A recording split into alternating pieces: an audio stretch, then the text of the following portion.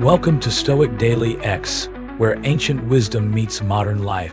I'm your guide through the timeless philosophy of Stoicism, helping you build resilience, find inner peace, and live with purpose in our chaotic world. Today, we're exploring one of Stoicism's most profound concepts, Sympatheia, the interconnectedness of all things. This principle, central to Marcus Aurelius's worldview, teaches us that we exist as part of a vast, interconnected web of humanity and nature. Nothing exists in isolation.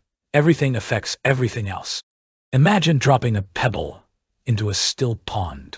The ripples spread outward, affecting the entire surface. Similarly, our actions create ripples that touch countless lives in ways we often fail to recognize. This understanding of our interconnectedness isn't just philosophical theory. It offers practical wisdom for navigating our complex modern lives. Think about a typical morning commute. You're stuck in traffic, running late for an important meeting. Someone cuts you off, and anger flares instantly. Your blood pressure rises, stress hormones surge, and your mood darkens. Without the concept of sympatheia, you might see this as an isolated incident, just you and an inconsiderate driver. But through the lens of interconnectedness, you begin to see beyond the surface. Perhaps that driver just received devastating news. Maybe they're rushing to the hospital. Or perhaps they're simply caught in the same system of rush and hurry that entraps us all. Understanding sympatheia doesn't mean excusing bad behavior, but it offers perspective that can diffuse your anger and protect your mental well-being. As Marcus Aurelius wrote in his Meditations, all things are interwoven with one another. A sacred bond unites them. For there is one universe made up of all things, and one God who pervades all things, and one substance, and one law, and one reason. This perspective transforms how we see everyday conflicts, from minor irritations to major disagreements. It reminds us that we're all part of the same human experience, struggling with similar fears, desires, and challenges. When we truly internalize this concept, compassion naturally follows. But sympatheia extends beyond our human relationships. The Stoics understood what modern science continues to confirm. We are deeply connected to the natural world around us. The air we breathe, the food we eat, the materials we use, all come from and return to the same natural systems. In our digital age, it's easy to feel disconnected from nature, to forget our place in the greater ecological web. We shop online with one-click convenience, rarely considering the complex chain of resources, labor, and environmental impacts behind each purchase. This disconnection not only harms our planet but also diminishes our own well-being. Studies consistently show that reconnecting with nature reduces stress, improves mood, and enhances cognitive function. The Japanese practice of forest bathing, or shinrin-yaku, simply being present in the forest, has been proven to lower blood pressure and cortisol levels. These findings wouldn't surprise the Stoics, who viewed harmony with nature as essential to a good life. Consider this practical example. Many of us struggle with anxiety in our hyperconnected world. We're bombarded with notifications, breaking news, and social media updates that keep our nervous systems in a constant state of alert. When we understand sympatheia, we recognize that this digital overwhelm disrupts our natural rhythms and connections. The solution isn't necessarily abandoning technology, but rather cultivating awareness of these connections and intentionally creating boundaries. Perhaps it means a daily walk without your phone, regular technology-free meals with loved ones, or a weekend camping trip where you sync with natural light instead of screen light. One viewer wrote to me recently about implementing a sunset shutdown of all devices, allowing their mind to naturally wind down with the day. Within weeks, they reported better sleep, improved relationships, and a greater sense of peace. This simple practice acknowledges our connection to natural cycles and honors our need for rest and recovery. Sympatheia also helps us understand larger social issues. When we see homelessness in our communities, understanding interconnectedness prevents us from viewing it as someone else's problem. We recognize that social conditions affect us all, that the well-being of others impacts our collective health. Before we continue exploring Sympatheia, I want to invite you to join our growing community of modern Stoics. If you're finding value in these explorations of ancient wisdom, please subscribe to Stoic Daily X and hit the notification bell. Your support helps us spread these life-changing philosophies to those who need them. Now, back to our journey through interconnectedness. The Stoics saw the universe as a single living organism, with all parts working together in a rational order. While we might not share their exact cosmology, modern science continually reveals the intricate ways we're connected. From the microbiome in our gut, affecting our mental health, to global climate systems influencing local weather patterns, interconnection is not mystical, but factual. How can we apply this understanding to our daily problems? Let's consider workplace conflicts, a common source of stress for many. Imagine you've worked hard on a project, only to have a colleague take credit during a presentation. Your immediate reaction might be anger and resentment. You might see this as a simple case of right and wrong, you versus the credit stealer. But Sympatheia encourages a wider perspective. Perhaps your colleague is desperately trying to secure their position during company layoffs. Maybe they were raised in a household where achievement was the only way to receive love. Or possibly they didn't even realize they were diminishing your contribution. Understanding these connections doesn't mean you shouldn't address the situation. In fact, it equips you to handle it more effectively. Instead of lashing out with accusations, you might approach them with curiosity about what led to their behavior. You might clearly state your contribution while acknowledging their work as well. This approach often leads to resolution rather than escalation. The Stoic emphasis on interconnectedness also highlights our responsibility to others. As Seneca wrote, "No man can live happily who has regard to himself alone, and transforms everything into a question of his own utility." When we recognize our interconnection, we naturally extend our circle of concern beyond our immediate self-interest. This principle transforms how we approach even simple daily choices. The coffee we purchase, the clothes we wear, the transportation we use, all create ripples affecting countless lives across the globe. Sympatheia doesn't demand perfection in these choices, but encourages mindfulness about our impacts. Another powerful application of Sympatheia comes in how we process world events. In our 24/7 news cycle, we're constantly exposed to tragedies and crises from around the globe. Without a philosophical framework, this exposure can lead to either emotional overwhelm or complete detachment, neither of which helps us respond effectively. Sympatheia offers a middle path. It reminds us that distant suffering is indeed connected to us, worthy of our concern, and sometimes our action. Yet it also teaches us that everything is part of a larger whole, operating according to causes and conditions beyond any individual's control. This perspective helps us engage with world events compassionately without becoming crushed by them. Consider how you might apply this to climate anxiety, a growing concern for many. Understanding interconnectedness means acknowledging that individual actions do matter. Your choices about consumption, transportation, and energy use create ripples. At the same time, Sympatheia reminds us that we're part of larger systems, and that lasting change requires collective action. This balanced perspective keeps us from both the despair of nothing I do matters and the burnout of everything depends on me. It encourages meaningful action without the crushing weight of thinking we must solve global problems alone. Interconnectedness also illuminates our relationships with loved ones. How often do small misunderstandings escalate into major conflicts because we fail to see the wider context? Your partner's irritability might seem personal, but Sympatheia reminds you to consider whether they've had a difficult day at work, whether they're feeling unwell, or whether they're responding to something in your own behavior. Marcus Aurelius advised himself, "When you wake up in the morning, tell yourself, the people I deal with today will be meddling, ungrateful, arrogant, dishonest, jealous, and surly. They are like this because they can't tell good from bad, This isn't cynicism, but recognition that others' behavior springs from their own complex web of experiences. This understanding doesn't eliminate conflict, but transforms how we approach it.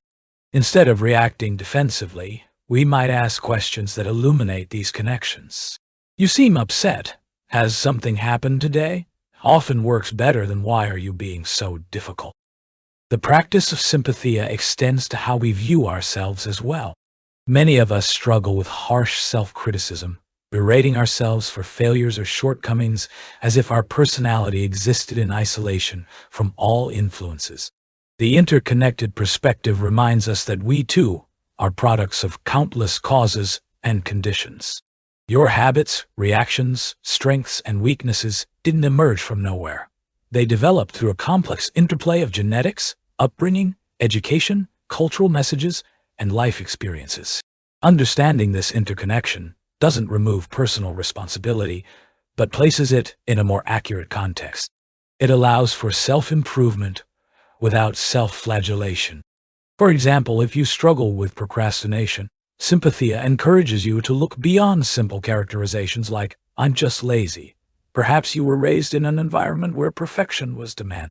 Maybe you're working in a system that doesn't engage your natural strengths. Or possibly, like many people, you're dealing with unaddressed anxiety that makes starting difficult tasks particularly challenging.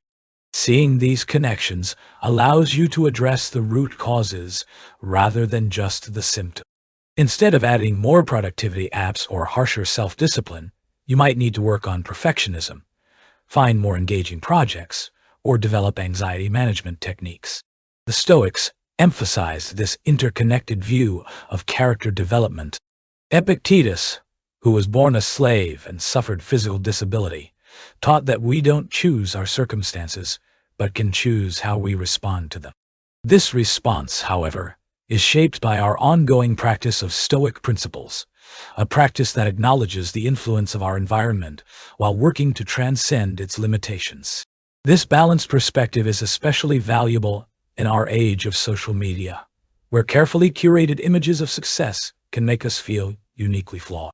Sympatheia reminds us that everyone's journey is shaped by countless visible and invisible factors.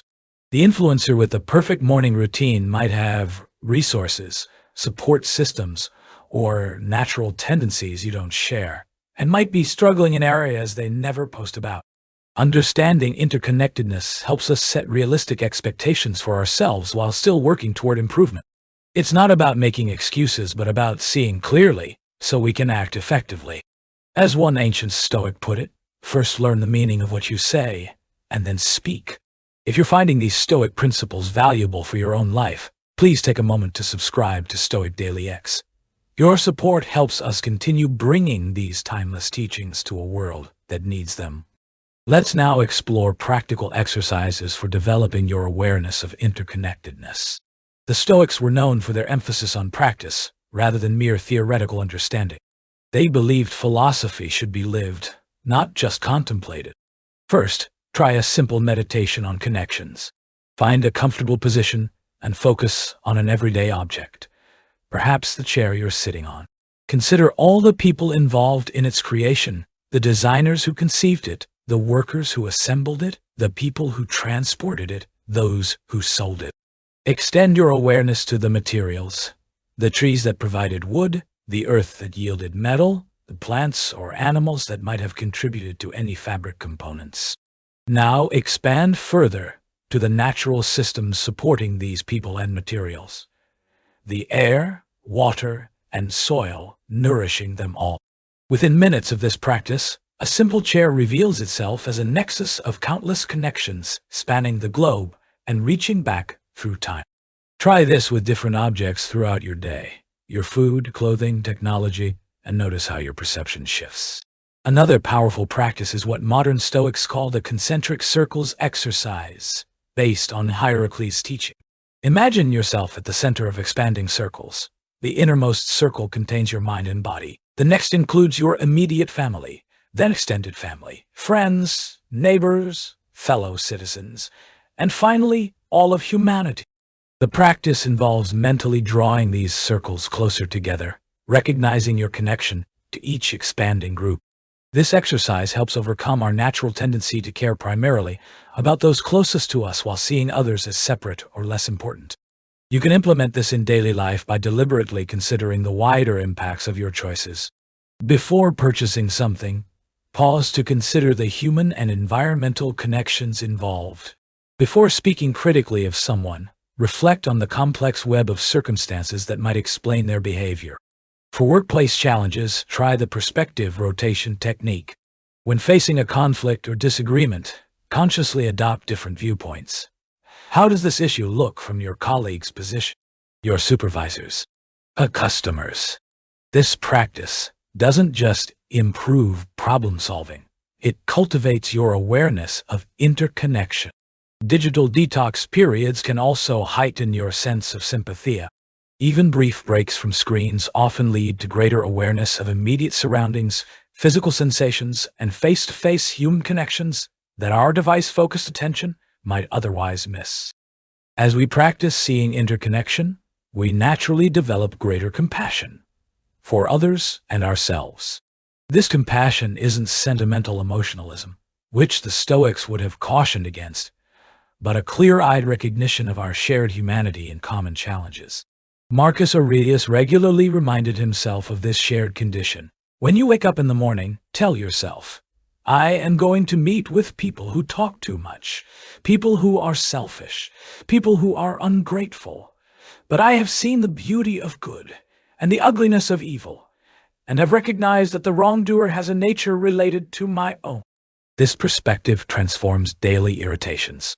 The slow cashier who tests your patience shares your fundamental human experiences of struggling, learning, and doing their best with the resources they have. The family member whose political views infuriate you is operating from their own web of influences and information sources, just as you are. One viewer wrote to me about applying this principle with their teenager. Rather than seeing their child's moodiness as personal disrespect, they began recognizing the complex biological and social pressures of adolescence. This shift didn't eliminate all conflicts, but transformed their responses from reactive anger to supportive curiosity. Within months, their relationship had markedly improved. Another powerful application comes in how we engage with societal divisions. In our polarized climate, it's easy to view those with different political or cultural perspectives as fundamentally other. Sympatheia reminds us that even those whose views we find incomprehensible are shaped by their own web of experiences, information sources, and community influences. This doesn't mean embracing relativism or abandoning our own principles. The Stoics were deeply committed to justice and virtue, but understanding interconnection helps us engage with differences more effectively, focusing on shared humanity rather than demonizing others. Tomorrow, we'll explore a related Stoic concept that builds on this understanding, the circle of concern versus the circle of influence. This powerful framework helps us direct our energy effectively in a world where so many things demand our attention and emotional investments.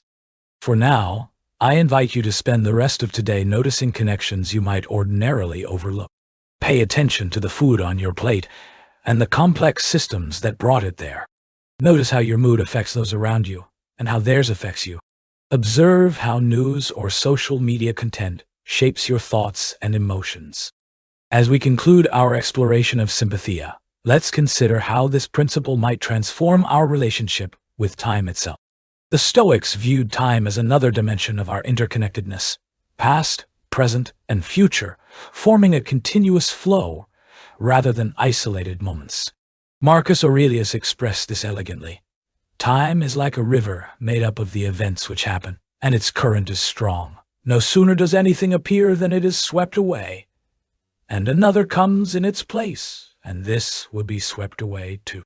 This temporal interconnection offers practical wisdom for several common struggles. For those haunted by past mistakes, Sympatheia reminds us that those past actions arose from a complex web of causes and conditions, many of which we now see more clearly. Rather than ruminating on unchangeable history, we can use these insights to inform our present choices. For those anxious about the future, understanding interconnection helps us see that while we cannot control all outcomes, our present actions create ripples flowing into future possibilities. This perspective encourages meaningful action without the paralysis of overthinking hypothetical scenarios. Many viewers have shared how this temporal perspective has helped with procrastination. Seeing your present self as connected to your future self, rather than as separate entities, makes it easier to take actions now that benefit you later. The momentary discomfort of starting a difficult task becomes more acceptable when viewed as part of an interconnected timeline leading to future well-being. Sympatheia also transforms how we view our mortality, perhaps the ultimate test of any philosophy. The Stoics didn't deny death's reality, but saw it as part of nature's cycle, matter and energy constantly transforming rather than disappearing. As Epictetus taught, I cannot escape death, but at least I can escape the fear of it. Understanding our deep connection to nature helps us face mortality, not as complete annihilation, but as transformation within a continuing system. This doesn't require specific spiritual beliefs, even from a purely material perspective. Our elements will continue in new forms. Our actions will continue rippling through others' lives, and the patterns we've helped create will continue unfolding. This perspective doesn't eliminate grief, but can make it more bearable. When we lose someone, Sympatheia reminds us that our connection transcends physical presence. Their influence remains alive in how we think, feel, and act, an ongoing presence in the web of causes and conditions shaping our lives. If you found value in today's exploration of Sympatheia, please subscribe to Stoic Daily X and join us tomorrow for our discussion of the Stoic Circle of Concern versus Circle of Influence, a practical framework for applying these principles to your daily decisions. Remember, in a world that often emphasizes separation and competition, the ancient wisdom of interconnectedness offers a powerful alternative. By practicing Sympatheia, we cultivate not just philosophical understanding, but a lived experience of our fundamental connection to each other and to the world we share.